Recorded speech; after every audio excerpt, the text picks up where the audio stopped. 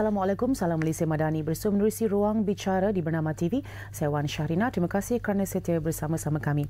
Baik, usai sidang kemuncak ASEAN yang ke-47 semalam, dan hari ini kita masih lagi dalam vibe-nya, dalam semangatnya, dan kita mengangkat tajuk ini, Mobiliti ASEAN, Inovasi Teknologi Lebuh Raya. Dan bercakap tentang mobility, ia bukan lagi sekadar tentang keupayaan bergerak dari satu titik ke satu titik, tetapi ia juga meliputi kecekapan sistem, kecerdasan infrastruktur dan juga kekukuhan perancangan yang menjadi nadi kepada pertumbuhan ekonomi serantau. Dan dalam konteks ASEAN, Malaysia dilihat sebagai antara negara termaju dalam aspek lebuh raya bertol ini. Jadi bukan sahaja dari segi jaringan fizikalnya, tapi juga integrasi teknologi kita yang semakin canggih dalam pengurusan trafik, keselamatan dan juga pengalaman pengguna. Dan di sebalik semua itu, saya kira antara entiti yang memainkan peranan penting sebagai suara industri untuk memacu hala tuju mobiliti negara ialah Persatuan Syarikat-Syarikat Konsesi Lebuh Raya Malaysia, PSKLM.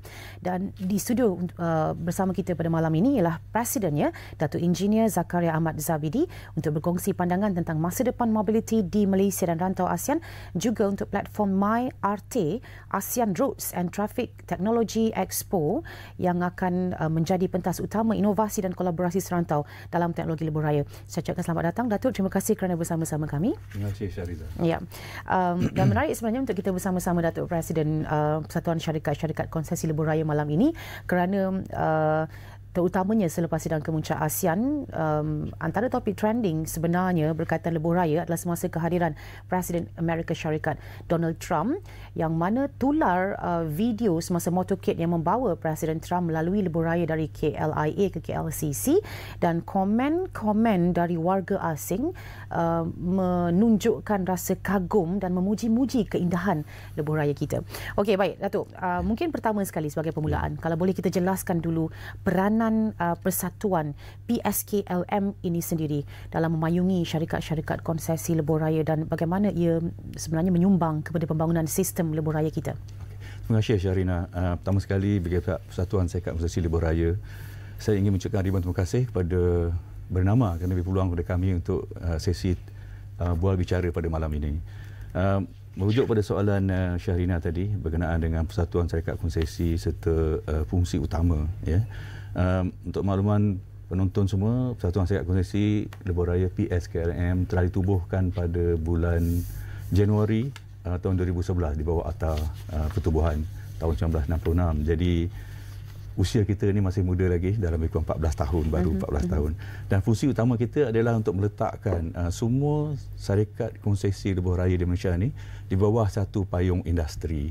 Jadi dengan menyatukan semua di bawah satu payung, maka kita ada peluang ataupun platform untuk kita berkolaborasi among semua syarikat konsesi dan seterusnya merupakan lidah rasmi kepada persatuan dalam mengemukakan sebarang industri-industri isu. Jika kita berhadapan dengan industri isu, kita juga saling diletakkan bahagian hadapan untuk saling mencari jalan bagaimana kita boleh mendapat baik bahagian operasi dan juga bagaimana kita boleh bertindak supaya lebih berdaya saing dalam pembangunan teknologi melalui perkongsian pengetahuan di kalangan ahli, melalui best practices di kalangan ahli dan juga melalui inovasi yang dijalankan di kalangan ahli, iaitu syarikat-syarikat konsesi di Malaysia. Kalau boleh kita tahu berapa jumlah keahlian PSKLM ini, Datuk? Takat ni kita mempunyai 33 buah syarikat konsesi dan semua syarikat konsesi ini bergabung menjadi ahli gabungan kepada PSKLM. Untuk tujuan itu, untuk makluman Syahrina, daripada 33 syarikat konsesi ini, total jumlah panjang lebuh raya semua ada melebihi 2,000 km dan on average traffic daily around 4 juta sehari. So itu nak menunjukkan amount of traffic hari ini adalah amat tinggi. Dan itulah salah satu cabaran kita lah dalam menjalankan operasi tol di lebuh raya Malaysia. Okey. Kita tahu ada banyak jenis lebuh raya dan dengan dihimpunkan syarikat-syarikat pengendali lebuh raya di bawah satu payung sebegini, adakah kesemuanya mempunyai hala tuju ataupun fokus atau wawasan yang sama, atau bagaimana ia diintegrasikan?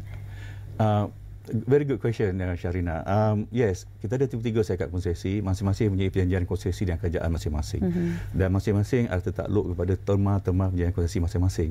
Walaupun di dalam industri lebuh raya, kita mempunyai beberapa isu common industry issue, dan perkara-perkara yang melibatkan common issue di kalangan semua syarikat konsesi. Itulah biasa yang kita ketengahkan dan kita bincangkan, yang kita bawa kepada industri, pada persatuan untuk bersama kita mencari jalan penyelesaian terbaik untuk majoriti, kalau tak semua pun majoriti of di syarikat konsesi. Okey, kalau mungkin boleh kita kaitkan sedikit dengan ASEAN. Kalau Datuk boleh berikan gambaran, adakah apa yang kita ada di negara kita ini dari segi struktur kita, sistem kita, pengurusan, pentadbiran dan sebagainya untuk lebuh-lebuh kita, adakah di mana kedudukan Malaysia sebenarnya berbanding dengan negara-negara lain? Pandangan saya, Sharina, di kalangan negara-negara ASEAN, kita adalah yang terbaik. Walaupun isu-isu yang sama, common issue, contohnya isu kesesakan. Saya rasa di mana-mana negara ASEAN juga di lebuh raya mereka pun menghadapi isu-isu kesesakan pada negara kita.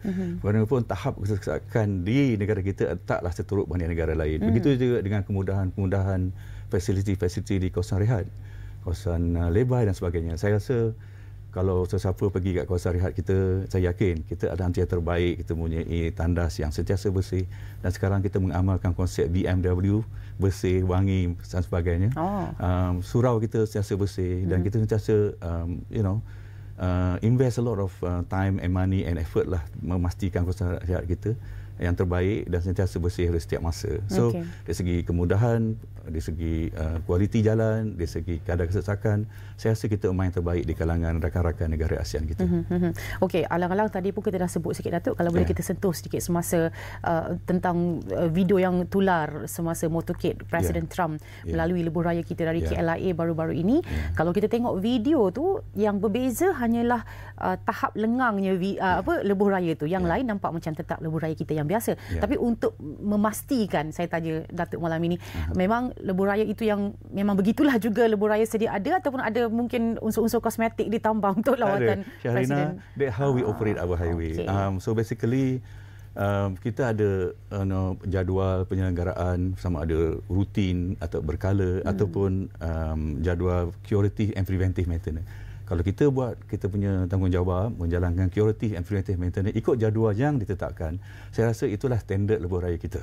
Jadi kita juga mempunyai piawaian maintenance yang setaraf dengan international standard. Jadi saya rasa tahap kualiti kita bukan disebabkan Donald Trump datang, kita cantikkan dia, tapi that is the real condition of our road. Saya rasa ucapan syabas juga untuk Datuk dan juga pasukan Datuk dalam persatuan, kerana kalau kita tengok antara komennya malah menyebut, oh ini lebih bagus dari lebuh raya di California. Itu tahapnya. Okey. Kami juga tumpang bangga sebenarnya, Datuk. Baik, kalau kita bercakap tentang cabaran, Datuk menyebut tadi bahawa antara negara-negara ASEAN mungkin kita ada common issues, malah antara syarikat pengendali lebuh raya pun ada cabaran-cabaran yang mungkin dikongsi bersama. Kalau kita mahu menyentuh tentang cabaran yang paling ketara yang dihadapi oleh syarikat konsesi, apa dia, Datuk? Kalau nak kongsi cabaran ni banyak, Sharina, tetapi saya nak jelaskan beberapa cabaran utama atau main issues and challenges yang kita hadapi masa ini. Dan saya percaya penonton di luar sana akan bersetuju dengan saya, iaitu cabaran utama kita setakat ini ialah isu kesesakan di laluan utama di mainline. Dan dalam kesesakan ini ada dua jenis, kesesakan di mainline dan kesesakan di Plaza Tol. Why saya cakap kesesakan? Sebab kebanyakan highway kita telah pun beroperasi lebih daripada 20-30 tahun. Jadi dalam tempoh tersebut, traffic has grown so much. Macam saya cakap tadi, hari ini kita lihat total traffic yang melalui semua lebuh raya, 3 lebuh raya kita tadi telah pun menjangkau sehingga 4 juta sehari. So jadi bayangkan waktu hujung minggu, waktu long weekend, waktu school holiday, waktu festival dan sebagainya, memanglah sesak. Orang nak balik Penang semua, orang nak balik Johor, kalau balik Kuala Lumpur sebalik tu, kalau hari Ahad petang tu memanglah certain section tu sesak. Itu untuk lebuh raya bandar. Antara bandar. Untuk lebuh raya di bandar pula, kita lihat pagi-pagi kadang-kadang kita dapati peak hours, morning peak hours, kesesakan juga. Dan semua itu memaksa untuk kita ambil inisiatif seperti kontraflow, tidal flow dan sebagainya. Now, kesesakan yang kita lihat hari ini adalah berpunca daripada lambatkan trafik, kenaikkan trafik over time. Dan yang kedua ialah challenge-nya ialah dari segi cost of maintenance. Nak belanja maintenance lebuh raya ni mahal, Sharina. Jadi year after year kos bahan pembinaan meningkat, kos buruh meningkat. So this is another challenge. Syarikat konstruksi lebuh raya perlu mencari jalan, cara mencari kaedah baru. Macam mana kita nak optimize cost, macam mana kita nak reduce the maintenance supaya kita boleh sustainable. Ini cabaran yang kedua. Cabaran yang ketiga ialah dari segi aspek keselamatan. Jadi saban hari kita dengar kemalangan, kematian dan sebagainya. Of course, we are in the business of providing road safety. We are providing the business of saving life. So it's very important for us. Walau memang kita dapati, kemalangan ni makin hari makin meningkat. Walaupun sikit, makin meningkat. Dengan bertambahnya trafik, maka kemalangan juga kematian meningkat. Kalau kita tengok faktor kemalangan, biasanya ada sebabkan oleh faktor manusia, seperti mengantuk, seperti terbabas, seperti pandu laju dan sebagainya. Manakala di kalangan kematian pula, majoriti yang meninggal ialah yang mati kes ini adalah melibatkan motosikal. Jadi kita dah tahu. So ini merupakan cabaran. Kita memang berharap nak menurunkan kadar kemalangan, tetapi saban tahun asyik meningkat saja. Itulah kita punya cabaran. Dan yang keempat saya rasa ialah the advance of technology. Today technology is available. So kita sebagai pemain industri, kita perlu bergerak selangkah dengan perkembangan industri. Bukannya hindrance, bukannya halangan. Dan juga kita perlu leverage on industri yang ada, teknologi yang ada pada hari ini untuk kita optimize, make our operation more efficient and modernize the way we operate. Okay. Itulah antara cabaran dia lah yang saya ingin kongsi. Kalau kita bercakap tentang strategi jangka panjang dan jangka pendek, dan mungkin kerana kita juga dalam terjahan era AI sekarang ini, kita ingin memikirkan juga bahawa untuk lebuh raya kita ada integrasi teknologi pintar yang mungkin boleh mengatasi cabaran-cabaran yang Datuk sebutkan tadi. Terima kasih, Sharina. Memang saya rasa kebanyakan syarikat konstruksi di Malaysia telah pun mengorak langkah ke arah modernization, ke arah digitalization, adopting of new technology. Dalam kes kesesakan ni, beberapa syarikat konstruksi, contohnya PLAS, contohnya Best Raya, NPE dan Prolitas, a few ada syarikat konstruksi, kita telah mengorak langkah menggunakan pakai teknologi AI. Sebagai contoh, bila kita pasang kamera AI, artificial intelligence ni, then kita be able to detect any insiden luar jangka, sebarang kemalangan, sebarang kerosakan di lebuh raya. Kamera-kamera ni be able to detect at the real time, dan maklumat tu akan disalurkan terus kepada pusat kawalan kita. Jadi dengan fast response time tersebut, maka kita boleh be able to attend to insiden luar jangka dan be able to resolve the issue at site lah. So this is one of the initiative menggunakan kamera AI untuk detection. Dan yang lain daripada itu ialah contohnya kita pakai AI untuk kenderaan peronda kita. Ya, dalam kenderaan peronda kita yang 10 kali pusing di lebuh raya tu, memantau keadaan lebuh raya tu, kita ada kamera. Dulu kamera biasa untuk civilian, tapi hari ini kita letak AI feature. Tujuannya supaya kita boleh detect insiden, kita boleh detect obstacle, ada kayu, ada batu, kita boleh detect defect, katakan ada lubang, katakan gari ada bengkok dan sebagainya. So kita really menggunakan pakai teknologi AI hari ini untuk lebuh raya plus. Saya boleh cakap kita dah buat trial untuk beberapa lokasi, dan alhamdulillah perkembangan amat baik. Kita perlu buat fine tune a little bit, but it help in term of improve our operational efficiency, improve in term of safety, dan juga improve in terms of reliability of the system. Perkara lain yang kita guna pakai yang saya bincang awal tadi ialah termasuklah juga dengan pengenalan smart lane. Sepanjang lebuh raya plus di musim perayaan lalu, tak silap saya kita ada lebih kurang 25 hingga 27 lokasi yang kita buat smart lane. So smart lane ni apa? Simple. Smart lane ni adalah pembukaan emergency lane tu untuk laluan trafik. So memanjangkan trafik dah tinggi, jadi kapasiti road tu dah maksimum, dah sampai reach maksimum. Jadi what we can do is since kita ada extra lane kat tepi, kita buka lah.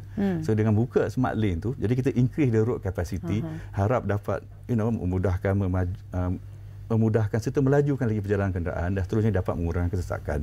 So ini adalah beberapa kaedah yang kita guna pakai untuk membuat mengatasi kesesakan. Untuk laluan tol plaza ataupun lebuh raya di dalam bandar, contohnya saya sebut tadi di Duke Highway selepas Jalan Duta Plus apa, kita akan nampak tiap-tiap pagi dia buat kontraflow. Kontraflow ni maksud dia sekiranya lorong di side penuh, belah sana kurang, kita tutup satu lorong di belah sana dan kita divert traffic bagi increase the road capacity. By increase road capacity, we can help smoothen the traffic. So itulah beberapa inisiatif yang kita jalankan, dan of course yang terakhir sekali adalah pelebaran jalan, Syahrina. Tetapi this is a very expensive punya inisiatif lah. Kita do it at strategic location for special certain region. Dan seperti kata Datuk tadi, untuk laboratorium utama yang sudah tua usianya tu agak lebih sukar lagi untuk melakukan pelebaran jalan dan sebagainya, kerana kebanyakan highway kita walaupun dah tua, walaupun dah lama, dah 30 tahun, 35 tahun, Syahrina, kita masih lagi menggunakan, boleh lagi kalau nak buat, menggunakan reserve dalam lebuh raya. Maybe tengah-tengah tempat kita mungkin perlu pengembalian tanah, tetapi majoriti kita boleh menggunakan kaedah engineering. Jadi kita tak perlu contohnya buat cut slope yang tinggi-tinggi dengan letak sheet pile. Of course costly, but still doable. Untuk masa ini semua tempat-tempat yang memerlukan pelebaran, contohnya di NKWE, di KL Seremban, semua kita dah lebarkan. Sekarang ni kita tengah fokus pada pelebaran di tempat yang masih lagi 2 lorong atau 2-4 lorong, contohnya di bahagian Johor lah. InsyaAllah kita try yang terbaik gunakan highway koridor yang sedia ada. Okey. Dalam masa yang sama, mungkin dari perspektif penyelenggaraan, pengurusan aset dan perancangan-perancangan untuk penambahbaikan, ini boleh dilakukan oleh syarikat-syarikat konsesi. Tapi adakah perlu juga mungkin standard yang baru ditetapkan, mungkin dari segi dasar dan polisinya, oleh pihak kerajaan untuk memastikan lebuh raya kita ini efisien dari segala sudut, optimum dan juga tahan lasak? Okay, very good question, Syahrina. Highway kita ni memang dah design ikut piawai antarabangsa ataupun R6 standard. Jadi dari segi geometri dia memang mematuhi piawai international. Untuk bila kita buat widening, contohnya pelebaran sebagainya, Syahrina, jadi kita guna pakai the same standard. So jadi kita tak compromise in terms of the quality and standard of our highway. Now, when it come to repair, kan highway dah tua dan perlu pun tambahbaikan, perlu repair, pembaikan and so on.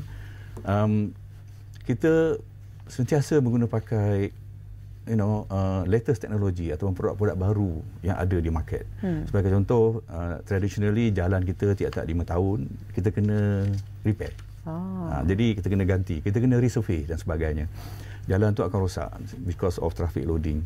However, under the new technology, there are some premix material ni yang boleh tahan lama, contoh dengan memasukkan sebarang elemen, contohnya fiber dalam mix tersebut, atau memasukkan dalam rubber, atau memasukkan additif dalam bentuk plastik dalam mix tersebut, akan menyebabkan premix kita, jalan kita, barang material kita, jalan kita tu menjadi lebih tahan. Instead of 5 tahun, contohnya dia boleh naik 10 tahun contoh. So this initiative yang kita buat bagi memastikan maintenance kita sentiasa di tahap terbaik dan juga minimize disruption to the traffic. That is the pendekatan yang kita guna pakailah. Kita sentiasa mencari jalan, mencari innovative produk dan juga method supaya kita boleh buat pembaikan jalan tu lebih more efficient, safer and last longer. Okey.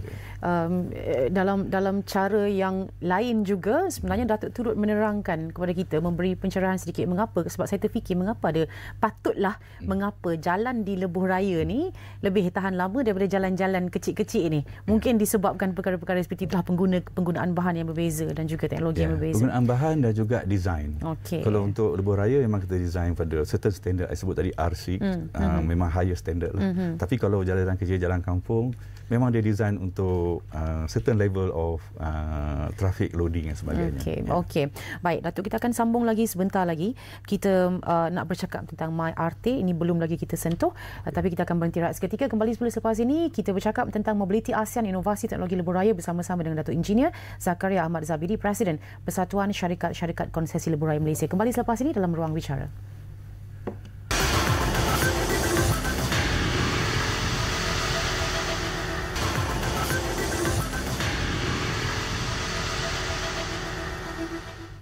Kembali semula menerusi Ruang Bicara. Malam ini kita mengangkat tajuk yang sangat-sangat menarik tentang inovasi teknologi lebuh raya. Untuk menerangkan lebih lanjut, kita bersama-sama Datuk Engineer Zakaria Ahmad Zabidi, Presiden Persatuan Syarikat Konsesi Lebuh Raya Malaysia. Baik Datuk, sebelum kita pergi kepada MyRT, ini antara mungkin perkara yang saya kira meragut perhatian ramai juga untuk mendengar ulasan Datuk bercakap tentang kemalangan di lebuh raya. Dengan kebanyakannya kita memang mendengar puncanya itu disebabkan faktor manusia, kecuaian dan sebagainya. Tapi Datuk menamakan kemalangan tadi sebagai salah satu cabaran kepada syarikat konsesi. Jadi apa direct impactnya kepada konsesi? Okey. Direct impact itu pada operasi lebuh raya juga kadar kesesakan. Okay. Saya bagi contoh, sekiranya in today traffic condition, sesuatu insiden yang melibatkan penutupan lorong, katakan dalam masa 10 minit, boleh mencecah 10 km jam. Itu impact dia. Okay. Jadi bayangkan kalau sebuah lori yang bawa consignment penuh dengan muatan dan terbalik.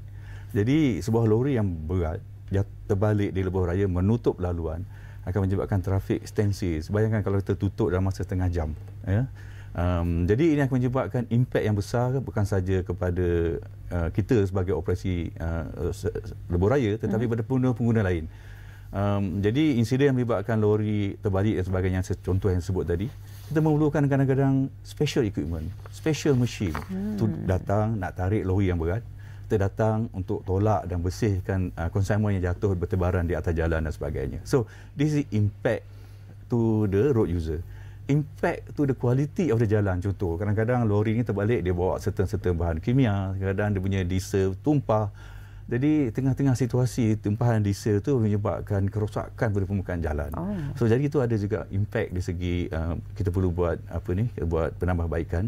Dan ada kalanya kadang-kadang bila minyak ni tumpah lebuh raya, dia menyebabkan jalan jadi licin. Kadang-kadang nak membersihkan, nak letak habuk kayu dan sebagainya mengambil masa juga. Jadi makin besar insiden tu, makin lama penutupan tu, jadi impak dia serius kepada pengguna lain yang terpaksa menunggu dan sangkut dalam kesesakan. Walaupun ada kaedah lain, contohnya Syahrina, kita boleh divert traffic on the other bound.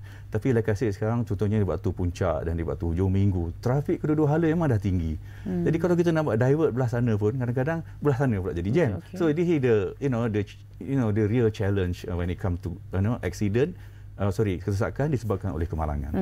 Dan kalau kita mungkin boleh bercakap tentang impak dari segi kos, kalau ada setengah kemalangan yang mungkin merosakkan struktur jalan raya, binaan, ada setengah-setengahnya pondok tol pun rosak. Kita tengok gambar-gambarnya. Kalau macam ini, berapa banyak agaknya syarikat konsesi kita menanggung kerugian ataupun kos untuk membaiki semula dan sebagainya setiap tahun, Datuk, disebabkan kemalangan? Sebenarnya kerosakan disebabkan oleh kemalangan ni tinggi, Syahrina, boleh mencecah berjutaan ringgit. Sebagai contoh, kalau langgar tol booth, contoh dalam tol booth tu ada kelengkapan peralatan tol, dengan ada dia punya aircon dia, dengan ada dia punya monitor, dengan ada dia punya sistem dan sebagainya. Bayangkan itu saja satu dah berpuluh ribu, kadang-kadang sometimes boleh menjangkau 100,000 satu pondok tol, harga asal lah. Begitu juga dengan contoh yang sebut tadi, kerosakan pada permukaan jalan. Jadi bila jalan tu rosak disebabkan oleh bahan kimia dan sebagainya, kita terpaksa scrap, kita terpaksa buang dan ganti baru. Jadi scraping and doing a new road here also cost a lot of money. Another example yang biasa berlaku lah, kenderaan terbabas. Dia terbabas, what happen dia terlanggar penghadang jalan yang besi tu. Jadi bayangkan besi tu 4 meter panjang, kadang-kadang sampai 10 meter. Dan bila lori langgar tu, dia boleh habis flatten the entire penghadang tu sebagainya. So itu semua kos kerosakan kepada aset-aset lebuh raya, termasuk plaza tol, tol booth, permukaan jalan dan juga penghadang jalan. Jadi it's a very high cost to the syarikat konsesi lah as a result of the accident. Okey. Datuk tadi menyebut juga tentang bagaimana integrasi teknologi pintar seperti AI digunakan dalam pengendalian ataupun pengurusan lebuh raya sekarang ini. Tapi mungkin betulkan jika saya salah, kerana kelihatannya seperti untuk pengumpulan data collections lebih banyak. Adakah ia tidak sesuai untuk perkara-perkara yang mungkin lebih bersifat teknologi keselamatan baru ke, ataupun mungkin sistem amaran awal, atau mungkin penyampaian maklumat kepada pengguna jalan raya dalam keadaan semasa ataupun reka bentuk kejuruteraan itu sendiri menggunakan AI? Menggunakan teknologi semasa banyak kelebihan. Di samping dia memberi collecting data, of course, dia juga membuatkan kita punya operasi ataupun kerja kita lebih cepat dan juga sometimes lebih murah dan lebih efektif and efficient. Sebagai contoh, di Jambatan Pulau Pinang sekarang kita ada sistem kita panggil suicide detection. Di mana kita gunakan teknologi AI, kita letak because selepas COVID ramai orang commit suicide. Ya, di situ ya. Dan sayangnya memang order placer adalah di kat Jambatan Pulau Pinang. Jadi kita tengok bilangan meningkat dan cara salah satu ialah menggunakan pakai teknologi. Jadi kita pasang kamera AI. Jadi bila mana kenderaan berhenti di tepi jawatan tu contohnya, kita panggil alarm, first alarm detection akan detect dan kenderaan berhenti. Bila mana orang tu bergerak menghampiri railing jambatan contoh, alarm tu akan trigger. Tapi bila orang tu mula duduk atas railing dan ada intention nak terjun, dan alarm 3 akan trigger. So this is example of use of AI for saving life, for efficient use. Dan sejak kita pasang ni, kita dah selamatkan banyak nyawa. Ya, kalau saya ingin recall macam tak ada kejadian terbaru di tempat itu. Itu satu contoh pengguna pakai AI untuk saving life. Tadi saya sebut untuk tujuan detection, insiden sebagainya. Ada contoh lain juga kalau boleh share dengan Syahrina berkenaan dengan menggunakan pakai kamera ANPR. Automatic number plate recognition. Sekarang ni dalam toll collection, kita dulu kita pakai cash. Lepas tu kita evolve, kita migrate kepada card. Lepas tu kalau ingat, kita migrate pula kepada smart tag, plus tag, saga tag, fast track dan sebagainya. Lepas tu kita seragangkan jadi smart tag. And then 2022 kita perkenalkan RFID. Dah 3 tahun 4 tahun dah ni. Jadi alhamdulillah mula-mula memanglah orang bising, ada banyak orang sangkut lah, reverse lah sebagainya. Tapi sekarang sistem dah stabilize. Jadi bilangan yang kena reverse dan sebagainya adalah amat berkurangan. Dan kita sebagai peneraju industri lebuh raya, kita tak berehat cakap tu. Dan sekarang ni kita nak pakai teknologi automatic number plate recognition sebagai satu kaedah baru untuk buat pungutan tol. Jadi kenapa kita pakai NPR? Sebab dia murah. Kalau kita lihat contohnya di shopping complex, memang dah ada dah. Kita masuk, dia akan detect plate number kita, dan bila kita keluar, dia akan detect juga nombor plate number kita. Dia tengok berapa lama duduk dalam tu. Kalau 1 jam RM5, kita duduk 1 jam RM5 lah kita bayar. Konsep yang sama di lebuh raya. Idea kita ialah supaya dia murah pasal apa? Tak perlu nak beli kad, tak perlu nak beli smart tag dan sebagainya. Semua orang ada kereta dan kereta ada nombor. Jadi kita pasang kamera di laluan Toll Plaza masuk. Dan bila dia keluar, kamera yang sama akan detect.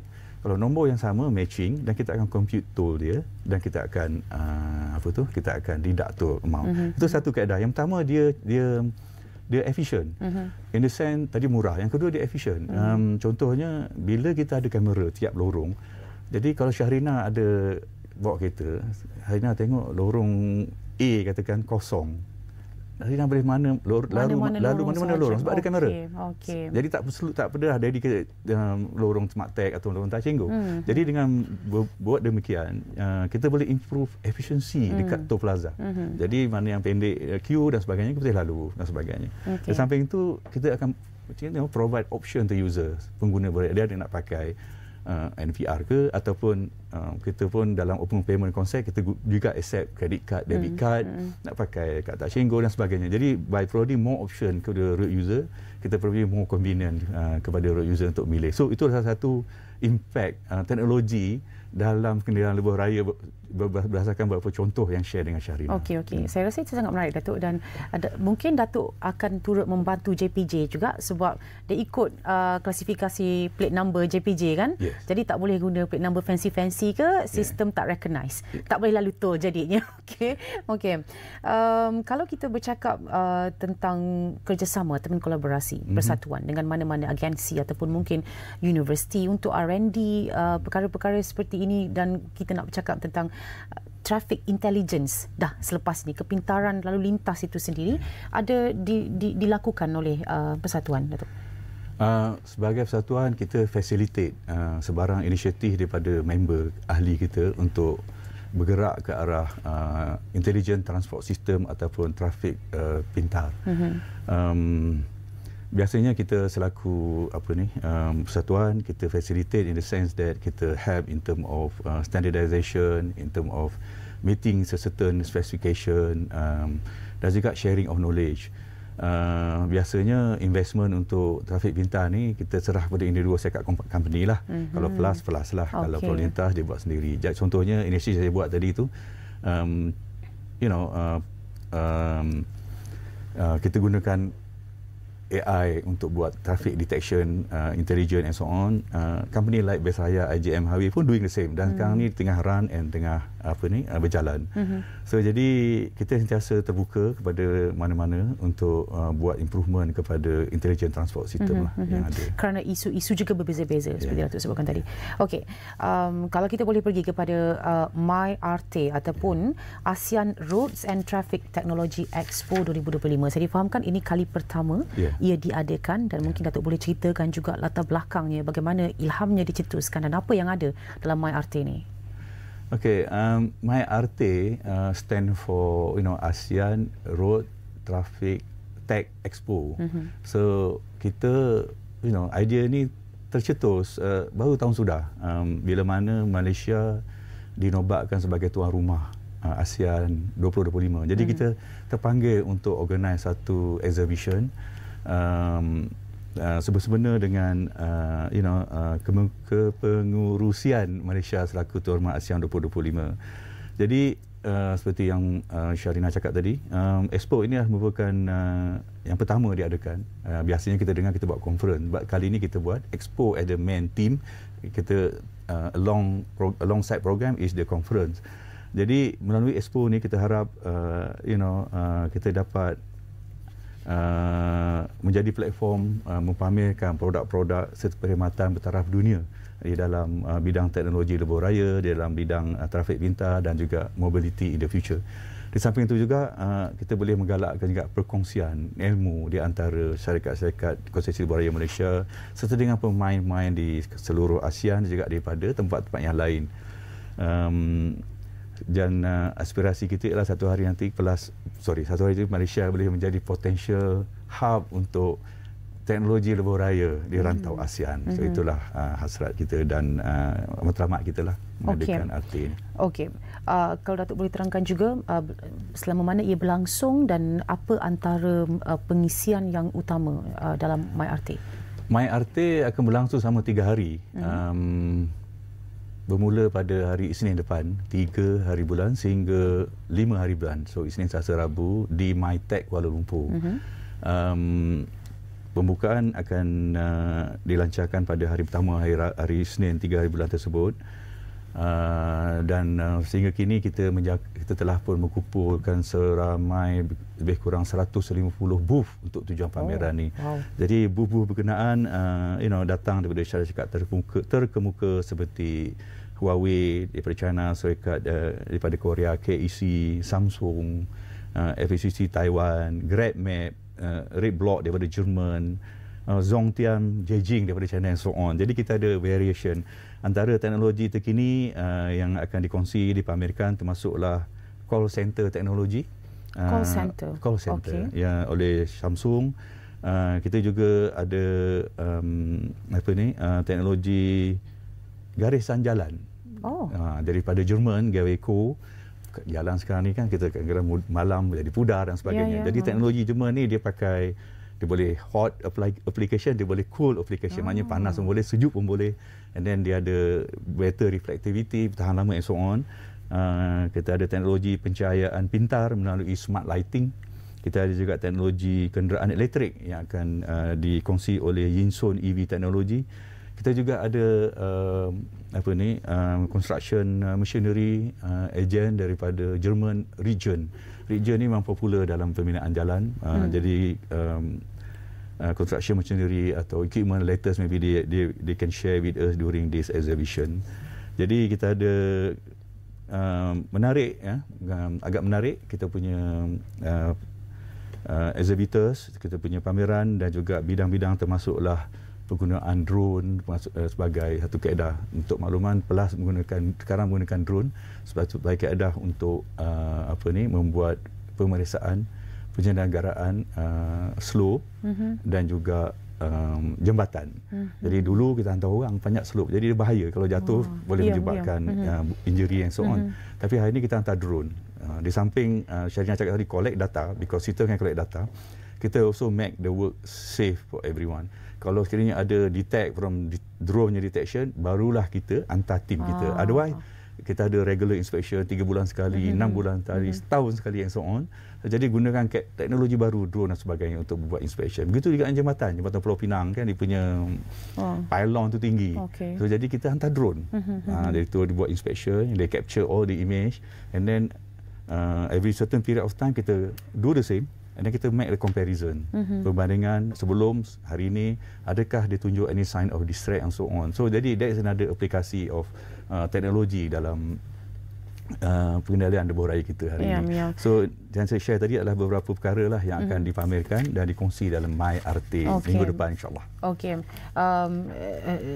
Lega juga saya kira dengar cerita Datuk tadi, sebab memang betul kalau kita bayangkan macam mana nak pergi secara berkala, orang yang nak kena hantar tu, tapi drone ni lebih cost efektif dan juga sampai di tempat-tempat yang mungkin susah nak disampai oleh manusia. Okey, baik. Kita akan sambung lagi bercakap tentang pengisian MyRT. Mungkin Datuk boleh kongsikan juga apa outcome yang diharapkan nanti oleh persatuan. Apa yang mungkin boleh berlaku kalau kita bercakap tentang knowledge transfer ataupun teknologi transfer dalam expo itu nanti. Tapi apabila kita kembali semula, kita akan berehat sekali lagi, dan kembali untuk blok terakhir malam ini, kita mengangkat tajuk berkenaan dengan inovasi teknologi lebuh raya Mobility ASEAN. Kembali selepas ini.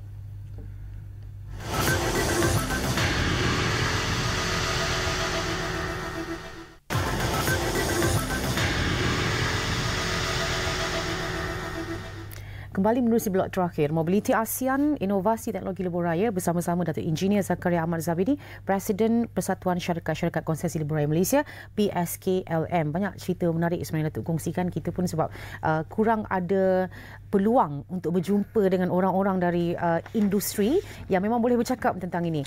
Dan kita memberikan fokus kepada MyRT tadi, ataupun ASEAN Roads and Traffic Technology Expo 2025 yang akan berlangsung 3 hingga 5 November.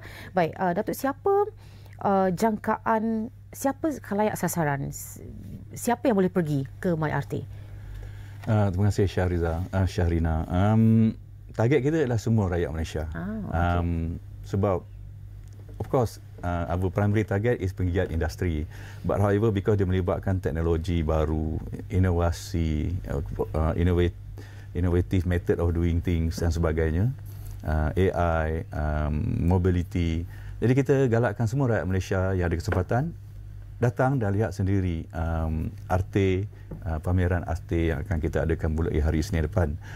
Now, untuk spesifik parallel event dengan pameran tersebut adalah macam fire chat, kita ada presentation, kita ada discussion panel and so on yang terdiri daripada pakar-pakar daripada Malaysia dan juga daripada luar negara. So dalam sesi itu saya percaya penggiat lebuh raya ataupun jalan raya yang terlibat dalam penyelenggaraan, yang terlibat dalam pembangunan, perancangan, dasar dan sebagainya adalah amat digalakkan supaya dapat berkongsi berkenaan dengan latest status berkenaan dengan teknologi baru, aplikasi of AI, aplikasi of IoT and so on dalam pengendalian operasi lebuh raya, pembangunan operasi lebuh raya dan sebagainya. Tadi kita ada conference yang akan selama 3 hari atau 2,5 hari to be precise, yang akan membincangkan isu-isu penyelenggaraan lebuh raya hari pertama, dan hari kedua isu-isu yang berkaitan dengan asset management, yang berkaitan dengan teknologi, berkaitan dengan highway funding, financing structure, the future of highway financing and so on. Dan hari ketiga we want to talk about road safety, because road safety salah satu isu dalam road safety dan juga pengalaman di dalam Malaysia juga di negara-negara lain melalui expert-expert, pakar-pakar yang kita panggil yang akan bersama kita lah. Itu di segi conference. Manakala di segi exhibition, macam saya bincang tadi, berkongsi tadi, dia akan melibatkan penglibatan di beberapa negara yang saya cakap, daripada Netherlands, daripada Jerman, daripada China and so on. Jadi because it's general, kita terbuka kepada semua yang berkelapangan. Jemputlah melawat pameran kita di MyTech minggu depan, Isnin hingga Rabu. Kemasukan untuk melihat pameran adalah percuma. Dia tak ada kena bayaran, hanya perlu datang, and then register dekat pintu masuk, ambil QR code for record, and then pengunjung bolehlah melawat pameran yang kita sediakan. Okey, apa yang Datuk sebutkan sedikit-sedikit hint tadi tentang apa yang akan ada di MyRT, itu pun sudah cukup menarik sebenarnya, kerana sedar tidak sedar kita nak katakan kalangan ataupun khalayak dari industri ini ialah kita semua yang juga menggunakan jalan raya dan lebuh raya dan kemudahan ini, dan kita perlu mungkin tahu juga apa yang berlaku kepada infrastruktur yang sedang kita nak gunakan. Datuk tadi menyebut tentang IoT, bagaimana pula dengan Internet of Vehicle ataupun komunikasi kenderaan ke infrastruktur? Adakah ini sudah ada dalam radar pengendalian lebuh raya kita? Terima kasih. Ini soalan yang menarik, Sharina, sebab saya rasa semua syarikat konsesi lebuh raya around the world, they want to be at one stage or later in the future be a smart highway ataupun ialah highway pintar. So definisi highway pintar ni luas. How we define highway pintar? Tetapi proses nak mencapai highway pintar tu ada beberapa peringkat proses yang kita nak lalui. Jadi Internet of Things adalah salah satu, AI adalah salah satu, improvement in term of communication, dissemination of information, sharing of information adalah salah satu. So dalam kategori smart highway ini biasanya kita hubung kait berkenaan dengan komunikasi antara driver dengan kenderaan dan juga dengan highway asset.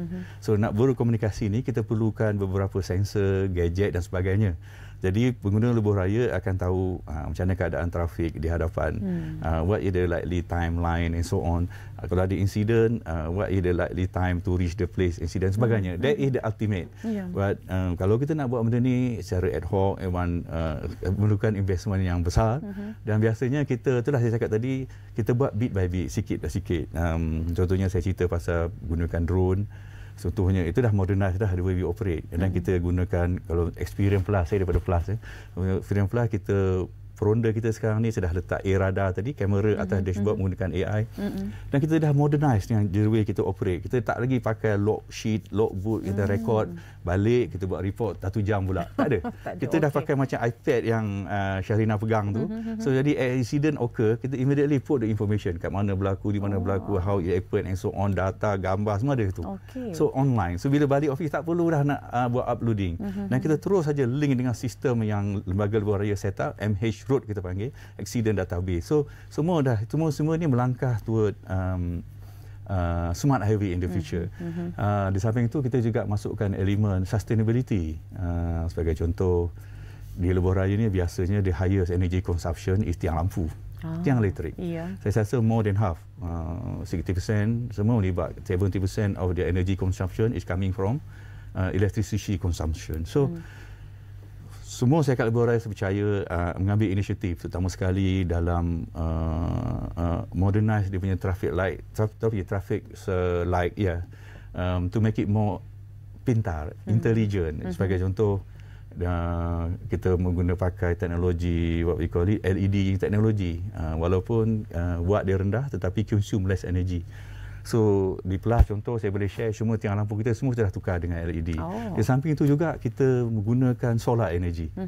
Di kawasan rehat kita, kita letak solar panel, rooftop solar panel and so on, so that energy yang kita generate, kita boleh guna pakai, dan set off again energy yang kita pakai daripada grid, tenaga grid dan sebagainya. So kebanyakan kawasan rehat Plus semua dah pun ada solar rooftop, dan saya percaya syarikat konsesi lain semua pun buat karya yang sama. So we always support all kind of thing, from sustainability, making use of energy, AI, teknologi pintar, modernize the way we do things, apply of new method of in our day-to-day operation. Ya.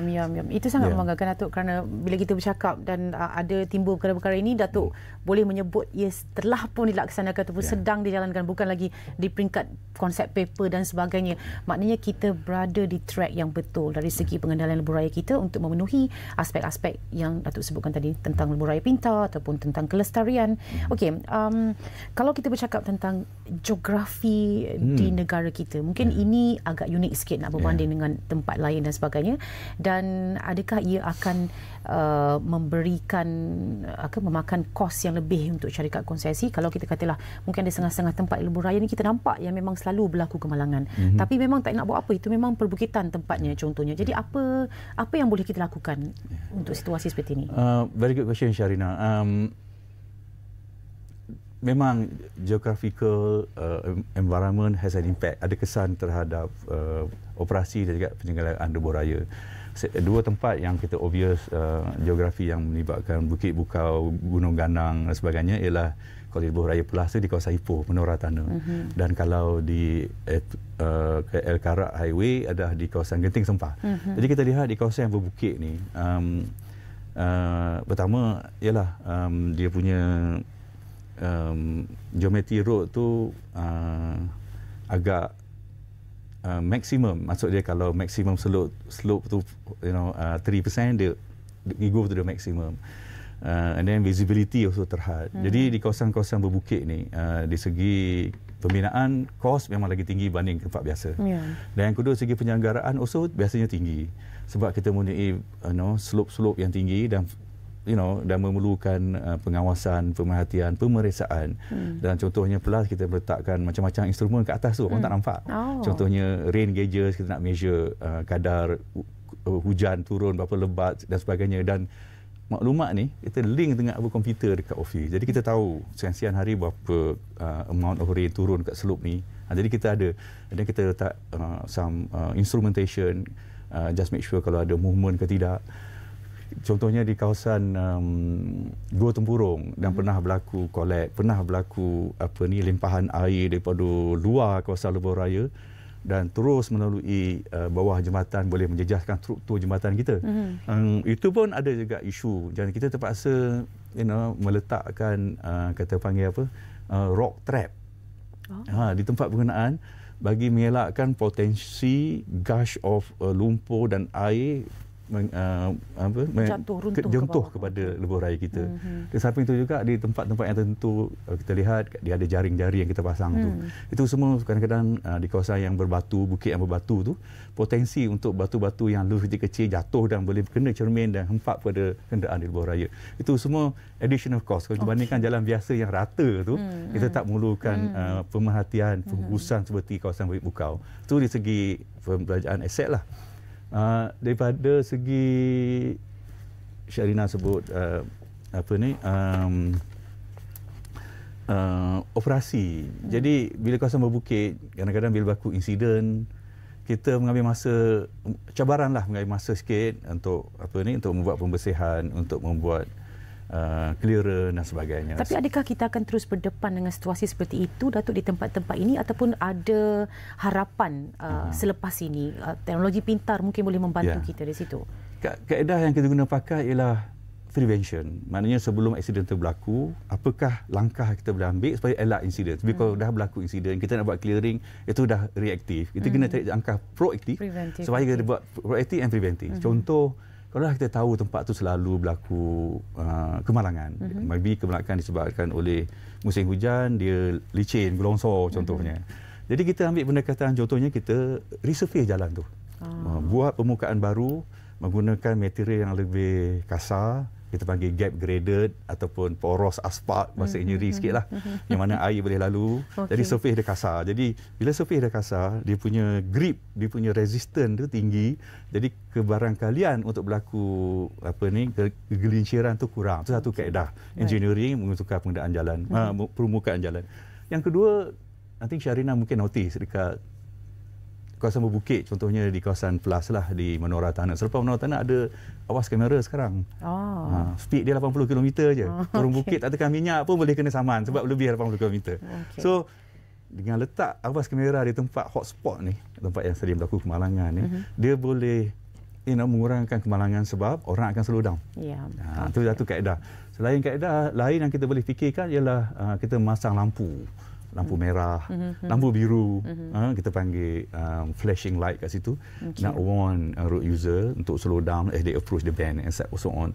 Dan macam-macam kaedah engineering yang kita boleh gunakan untuk memperlahankan kenderaan. Jika kita tahu speed kill, so if we can manage the speed, insya-Allah kita boleh prevent accident dan kita boleh atasilah masalah. Pengendali infrastruktur melakukan apa yang mereka boleh lakukan dan pengguna infrastruktur pun perlu melakukan apa yang mereka boleh lakukan. Okey, Datuk, terakhir mungkin saya ringkas juga aspirasi Datuk terhadap MyRT sendiri dan juga terhadap masa depan industri lebuh raya Malaysia. Okey, terima kasih. Aspirasi saya terhadap RT yang akan berlangsung tak lama lagi minggu depan ni ialah kita harap ia akan menjadi landasan utama bagi Malaysia untuk muncul sebagai peneraju teknologi trafik dan lebuh raya di rantau ASEAN. So jadi people will look at us as a exemplary for the teknologi trafik dan juga traffic vital and so on. Menerusi program pameran ini juga kita harap kita dapat memperkukuhkan lagi jaringan kerjasama strategik antara kita dan juga partner-partner daripada rantau ASEAN dan juga pada negara lain. Kita juga berharap kita dapat memperluaskan lagi ekosistem industri tempatan dengan membuka ruang inovasi tempatan ke pentas global.